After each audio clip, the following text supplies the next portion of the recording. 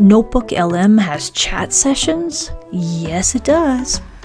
The chat sessions live here in the center panel, and anytime you ask it a question, remember, it is like a chat bot. It's going to pull that information. So how long does the venom take from a sea wasp to kill someone?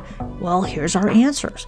So if I'm looking through here, I'm going to get that information, and I'm also going to be able to hover over the numbers because it's going to tell me which source it's coming from and what that information actually says. So that's really good. But we do need to remind our students that AI can be wrong from time to time, and that we need to do our best diligence to check our facts and make sure that the sources are correct. So that's our job. But every time they ask a question, it's going to go right here in the center, because that's going to be like the chat logs of what I'm asking, what do I want to know from the sources that I have collected within my notebook.